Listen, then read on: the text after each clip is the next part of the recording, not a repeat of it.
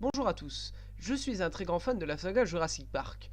Ce sont les premiers films qui m'ont fait découvrir le cinéma. Mêlant frissons, images puissantes, émotions et dinosaures, la saga Jurassic Park est pour moi l'une des meilleures et l'une des plus importantes du cinéma actuel.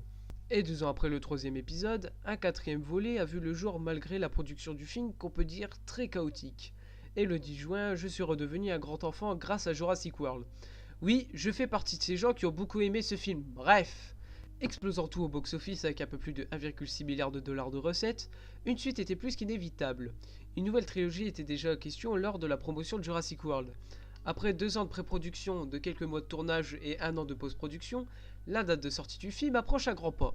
Et il n'y a pas si longtemps que ça, je me suis posé la question de Juan Antonio Bayona est-il un bon choix pour réaliser le film Jurassic World Fallen Kingdom. Et en y réfléchissant, pas mal de choses sont assez intéressantes dont j'aimerais vous faire part aujourd'hui. Donc tout d'abord, qui est Juan Antonio Bayona? C'est un réalisateur et scénariste d'origine espagnole qui est né le 9 mai 1975 et qui a commencé sa carrière en tant que journaliste. Il changera par la suite d'orientation et accédera dans une école spécialisée prénommée Cinema and Audiovisual School of Catalonia. Et il deviendra par la suite metteur en scène.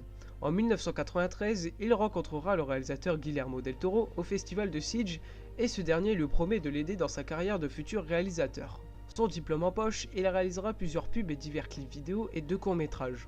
Mais c'est en 2004 qu'il fait la rencontre qui changera sa carrière. Le scénariste Sergio G. Sanchez lui propose de mettre en scène le scénario de L'Orphelinat. Guillermo del Toro lui apportera son aide en le finançant et en le coproduisant. Le film sera projeté au Festival de Cannes et recevra un peu plus de 10 minutes d'applaudissements.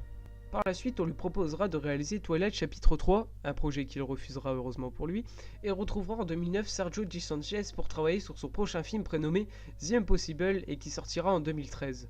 Le long métrage remportera 5 prix au prix Goya, l'équivalent des Césars en France, où il remportera aussi le prix du meilleur film.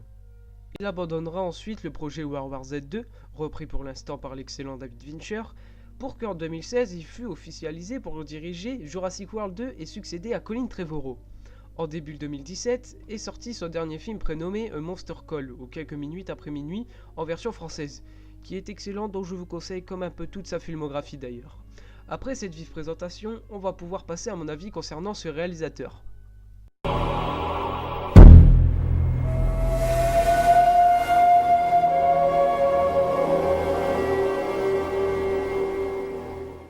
Contrairement à Colin Trevorrow qui à l'époque avait réalisé seulement un film indépendant, un documentaire et un court-métrage, Juan Antonio Bayona a quand même réalisé 3 films récompensés, par les prix Goya en plus. Et il a aussi développé la série Penny Dreadful, série dont je ne prendrai pas en compte aujourd'hui pour la simple et bonne raison que je ne l'ai pas vue. De ce fait, Juan Antonio Bayona est un réalisateur beaucoup plus expérimenté, et aussi plus talentueux ça on peut le dire, et qui a aussi su garder sa touche d'auteur. Et en plus de ça, ce n'est pas un yes man. Mais qu'est-ce qu'un yes man? C'est un réalisateur du studio qui illustre sans problème d'ego les projets de ses producteurs. En gros, c'est un réalisateur qui est prêt à démolir son propre film, juste pour des demandes de studio. Une chose qui prouve que c'en n'est pas un, c'est une interview accordée à James Crowell. Ce dernier a annoncé que Bayona se battait contre le studio pour obtenir certaines libertés créatives malgré l'énorme budget du film. Et ce qui est quand même quelque chose d'important à souligner en 2017.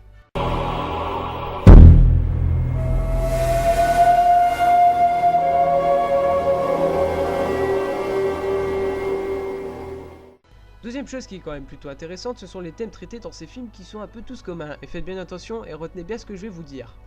L'orphelinat raconte l'histoire d'une famille qui a l'intention de restaurer le vieil orphelinat que le personnage de Laura a passé toute son enfance.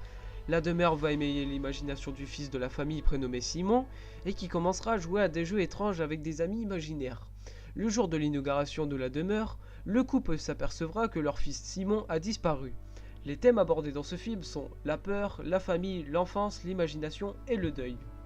Le film The Impossible raconte l'histoire d'une famille qui part en Thaïlande le 24 décembre 2004 et qui seront surpris par le tsunami qui touchera le pays le 26 décembre.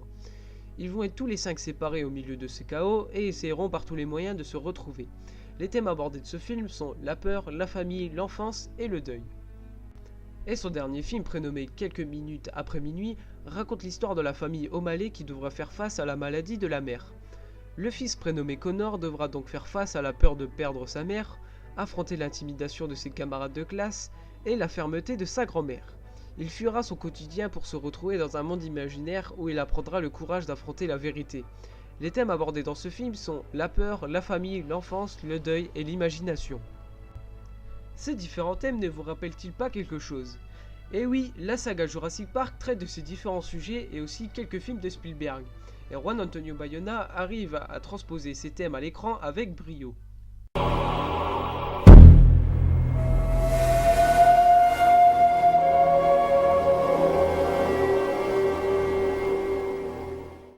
Au point de vue visuel, Bayona sait se débrouiller avec une caméra. Il arrive à rendre des scènes vraiment puissantes qui vous scotchent littéralement dans votre siège.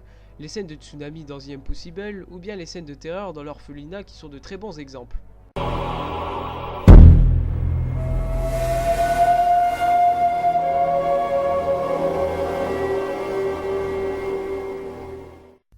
Un autre point positif, c'est sa direction d'acteur. Trouvez-moi un de ces comédiens qui joue très mal dans un de ses films.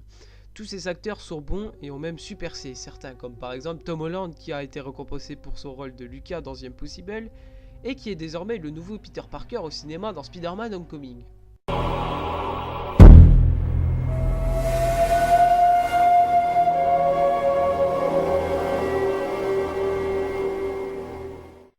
Et le dernier point, c'est qu'il arrive aussi à bien mettre en scène des effets spéciaux et fait souvent recours à des maquettes ou des animatroniques. Et justement, Bayona a assuré que des animatroniques seraient bel et bien utilisés pour Jurassic World 2. Ce qui a été souvent reproché au premier Jurassic World, c'était son manque d'animatronique. Un point qui allait à l'encontre du premier Jurassic Park car c'est lui qui utilisera les premiers effets spéciaux créés par ordinateur et qui avait un résultat bluffant pour l'époque. Et justement, un des principaux messages de Jurassic Park était de utiliser une technologie c'est bien, mais est-ce qu'on en a le droit de l'utiliser? Et cette thématique allait justement avec les effets spéciaux, comme quoi il ne fallait pas en abuser dans les longs métrages. Chose loupée car Jurassic World utilise en moyenne un peu plus de 95% d'effets spéciaux créés par ordinateur, contrairement à Jurassic Park qui à l'époque en a utilisé un peu moins de 20%. Donc rien que pour ça, Juan Antonio Bayona part sur la bonne voie. Pour conclure, Juan Antonio Bayona est un très bon choix pour diriger le prochain volet de la saga Jurassic Park. Je vous conseille aussi ces 3 films qui sont très bons par la même occasion et la série Penny Dreadful, je ne l'ai pas encore vue donc n'hésitez pas à dire dans les commentaires ce que vous en avez pensé. Et bien voilà, merci beaucoup d'être resté jusqu'au bout de cette vidéo, c'est l'une des premières fois où j'essaie de faire des analyses comme ceci sur un réalisateur. Bien évidemment je reste quand même assez vague dans ce que je dis et je n'analyse pas réellement tout en profondeur non plus, mais peut-être qu'un jour j'y arriverai. Aussi, je ne suis pas là pour dire que Juan Antonio Bayona était le meilleur choix possible dans tout Hollywood, ou aussi dire que le film sera un chef-d'œuvre. Ça, je ne le sais pas encore. Nous saurons la réponse le 6 juin 2018, mais pas mal de choses sont quand même assez prometteuses, que ce soit les animatroniques, le casting ou même les décors qui ont été diffusés sur les différents réseaux sociaux. Et aussi que le style de Bayona, en tout cas pour ma part, colle bien avec l'univers de Jurassic Park, que ce soit sur ses rendus visuels ou bien sur ses thèmes traités et ses thématiques. Le tournage s'est terminé il n'y a pas si longtemps que ça, donc attendons de voir. N'hésitez pas à dire dans les commentaires ce que vous en avez pensé concernant la vidéo, ou même sur le prochain film Jurassic World, et sur vos différentes attentes, ou même sur le réalisateur Juan Antonio Bayona, ça pourrait être très sympa si on puisse en débattre dans les commentaires. On se retrouve à la prochaine, allez, salut!